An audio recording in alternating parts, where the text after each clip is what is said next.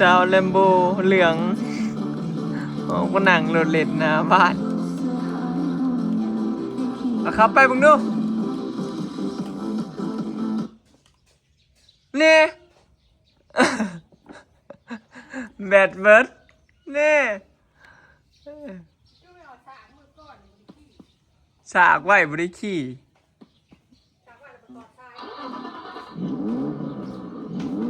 นี่นี่ว่าจะมีขี่รถโซ่กับแบดเบิร์ดไปเบิ้งมากดให้มั้ยเอาครับรถนี่จับนี่ตรงนี้จับนี่จับพวงมาลัยไปดีจ้ะสบายดีก่อนเร็วทุจ้าก่อนลูกเร็วทานเบิร์ดตัวก่อนรีโมทมันลูกคอกำลังจะกินมันนึงนะเตรียมพ่อใหม่ท่านอยากลงนะลูกใครเท่านี้ยินเยอะไขประตูนี่นั่นตะกอนเรื่องบริขี่แต่เฮงเลยเนาะมันมีแต่หาเล่นเดี๋ยวอยากเล่นเชี่ยวเพื่อนก็ขี่อยู่ขี่แต่ย่ำเศร้าย่ำแรงกับย่ำแรงเอาขึ้นไปนั่งป้าเท่เท่ว่ะอัดบันนี้อัดให้ได้อัดนะจับตัวนี้เข้ามานี่จับอัดตัวดึงเข้ามาดึงเขาอย่าหนีอย่าหนีไปมานี่ครับดึงเข้ามาแบบนี้สตาร์ทรถมึงดูสตาร์ทเป็นป่ะฮะสตาร์ทรถมึงดูลูกสตาร์ทรถดูลืมแล้วสตาร์ทรถดูพี่โมเมนต์ขางพี่สตาร์ทเอามีเกียร์อีกสตาร์ทรถเร็วไม่ใช่ดิมันจะเพิ่นสตาร์ทเป็นอยู่นะสตาร์ทลูกกดสตาร์ทรถดู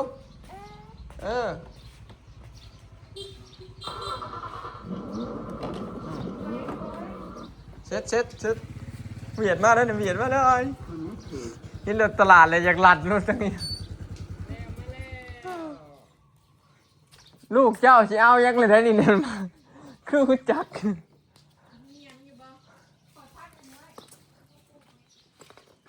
มีอะไรเธอจะเอาอะไรใช้เงินเจ้านะใช้เงินเจ้าไปเอาเนาะเล่นไปเอาเงินแล้วเฮ้ยอลิสแลนด์ไปเอาเงินแล้วล่ะ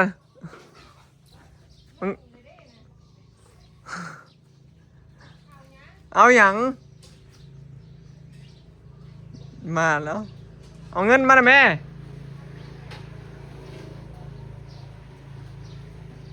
ใช้เงินเจ้านะที่มาซื้อนะฮะงูไปเอาไหม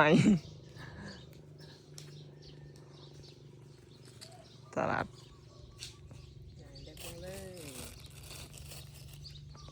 เอาอย่างนี้พี่น้อง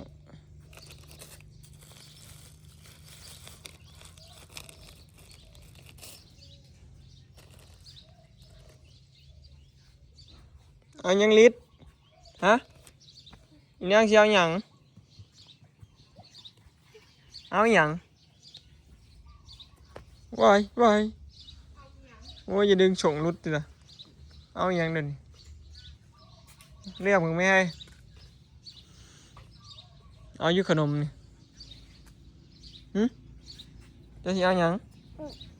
เอาหน่อยแม่สิไปสิไปย่างไปใกล้ๆเอาย่างไปใกล้ๆไหนอันนี้บ่อันนี้เชียวอันนี้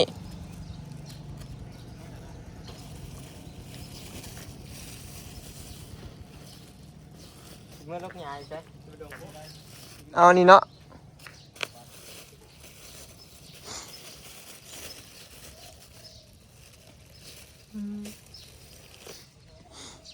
มาจ่ายแม่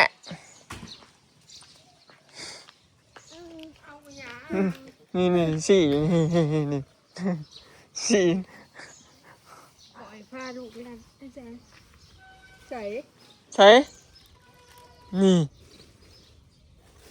จ่ายแล้ว ไม่ใส่ลูก ผมไปจ่ายแล้วนะ เอายังสิเอายังเก่า เอายังชี้เอ้ยชี้ เจ้านะเอาโลดเชียงยัง ชี้ กินบ่ได้อยู่นั่นมันหวาน บอกมันตัวไหน เอาตัวเจ้าต้องเอาดอกนี้นะปะมักไม่ลูกก็ได้อื้อ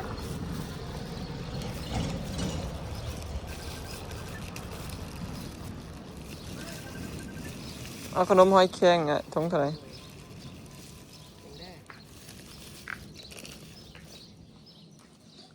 ของอัตลาดปักซองพี่น้องในเมืองเขาจะมาแต่ในเมืองเลยทางไทยเขาจะสิเป็นคลองอีกแบบหนึ่งเนาะคนละแบบกัน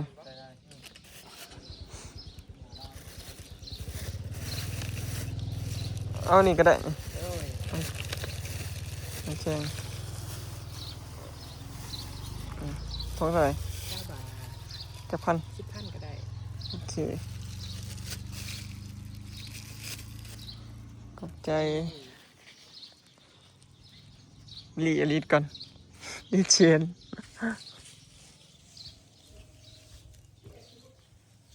เสียงไว้พี่น้องลีเชียนก็เลยมันกินมาเลยว่าโอ้ยมันต้นการกวางบ่มีลูกบ่มีเอ้ยใช่น่ะนะเอาสิไปน้ำลาวบ่มาน่ะแม่มาน่ะแม่บ่ยอมบ่ดุเขาสิว่าอันนี้ดีเนาะบ่งอแงบ่อยากได้งั้นไอ้นี่เบิ่งพี่น้องอยากได้อยู่เขาบ่ได้สอนให้เอาก็ซื้อให้แล้วก็เคยเอานี่ไปให้แม่ไปเอาเงินไปให้แม่บ่ซื้อก็อย่าไปไปให้แม่เด้อไม่ไหวเด้ออย่ามันขาดได้ไปอรุณสวัสดิ์ยามเช้าเนาะพี่น้องมื้อนี้ตื่น7 โมงครึ้มฟ้าครึ้มฝนได้มื้อนี้เมฆไล่เริ่มก่อนมาละคือฝนที่ตกคือตั้งแต่เมื่อคืนนี้แล้วลมผ่าเหลื่อมผ่าแตกบ้านเจพลาแบบฝนตกเห็นเราลงเฟซมือคืนนี่นะแห้งเติบได้แต่บ่ฮู้บ่เฮิงบ่แต่ว่าบ้านเฮานี่เงียบกิ๊บพี่น้องมาให้พ่อไปย่า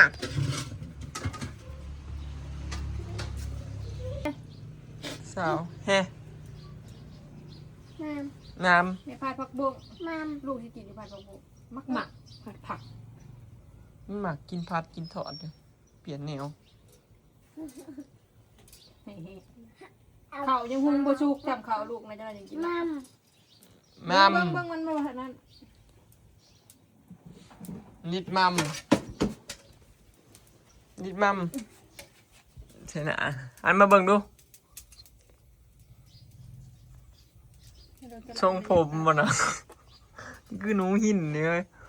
แม่ก็ตาได้คักกะลิโลเนาะ เบิ่งพ่อดู แน่มาดูหาพ่อดู กินปลูกหน้าผากลืมเขียนเอาในขางมันจะบ่แยงหูตรงผมปีเกลได้ลูก อันนี้ ได้คือเลยเด้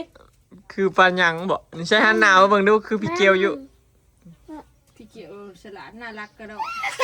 แต่จะบ่จะคือ อันนี้ก็ฉลาดโพดนี่เลยยังบ่เว้าซื่อๆพี่น้อง กินบ่ผักขวผักบ้งเลยคั่วให้กินดอก FC ไปให้เอาเขียดที่ปากบ่พี่น้องนี่สิเว้าเป็นโพด โดย นี่ขนาดชาวนี้ก็ยังพอแห้งไงนี่นะบ่เฮิงดอกพี่น้อง ว้าว เว้าเป็นแน่นอนนะบ่อยากเว้าซื่อๆที่จริงนะเว้าได้อยู่เอาเว้ามาแม่ว่าสิเอาหันมาเว้าดูขอยากบ่ให้กินได้จ้ะ ตะกี้ว่าอุกแจ้ง แม่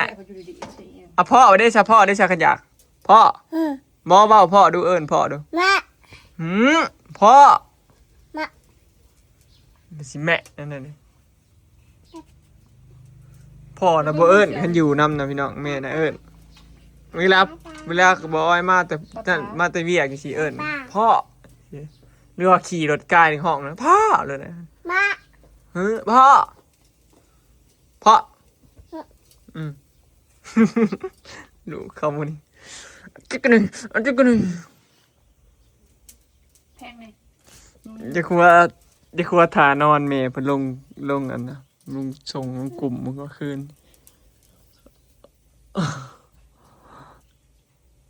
เพิ่นถานอนนะพี่น้อง นอนหมื่นตาลุก เดี๋ยว นอนหมื่นตาขี้ได้ คือกันข่อยเฟ้เลยถานอนคือจะเคลียนเจะคลองนอนอยู่นะ เดี๋ยวกูนอนหมื่นตาโอ้ยลูกกับมัน นอนอ้าปากโกงๆอยู่ อ๋อควันสิเขาดังมาอยู่ทั้งพี่มั้ย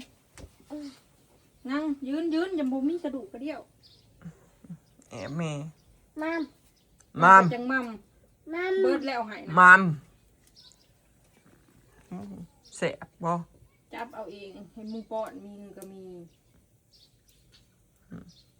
มันได้ยำได้บะเขาเม็ดนำบะยำได้เจ็บแขนแล้วบะยำไม่ต้องกินแต่ข้าวเจ้า โมแมนนั้นเนี่ยมันบ่แสบผมว่ากินข้าวกินแต่กับ เขาวเหนียวขันกินห่อนๆนะกินขันเย็นแข็งๆบ่กินขันกินข้าวเหนียวข้าวเจ้าเลยก็ดีนะมันถ่ายง่าย ก็ดีคือการกินข้าวยังก็ดีเบิ่นน่ะข้าวเจ้าสิดีกว่าทำมาจากน้ำตาลบ่สูง แม่ก็กินข้าวเจ้าได้มันก็ดีบ่อ้วน แม่นแต่กระบวนเพราะ เบิดอีกแหละไม่ยำป้อนบ่ไปลูกไม่ใช่ไปพัดอันนี้ลูก มามมา บ้างสิเนี่ย บรรยากาศอยู่หน้าบ้านพี่น้องเบิ่งเมฆน่ะไหลก่อนมาเลยเด้หากไปทางอื่นไหมสิได้ดำนาตกกะสิได้ดำนาอยู่บ่พี่น้องปีนี้เขาก็เริ่มแข็งขึ้นแล้วเด้แก่ขึ้นมันเนี่ยไปตกอยู่บ้านอื่นพี่น้องแต่ว่าบ้านเฮานี่เงียบเนาะเงียบอีหลีบ้านเฮาปีนี้ยินไงกุนผู้เขาเจ้าดูดน้ำดำหน้าน่ะกะเขาเจ้าเลี้ยงไอ้แม่มอยู่เสียกตายเหี่ยวไป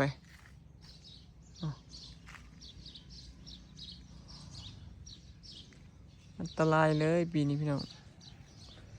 คันถ่ายประมาณ2 ทิศ 3 ทิศไปนี่กะเฮากะสิกลมขึ้นบังเนาะขึ้นบังแล้วก็สิม่านนะบัดนี้กะที่เฮาตกนั่นพี่น้องมันมีอายุฮอดแต่2 เดือนเด้บ่เกิน2 เดือนเลยมันก็ขึ้นบังกลมม่านเนาะแล้วก็ดำบ่ได้บัดนี้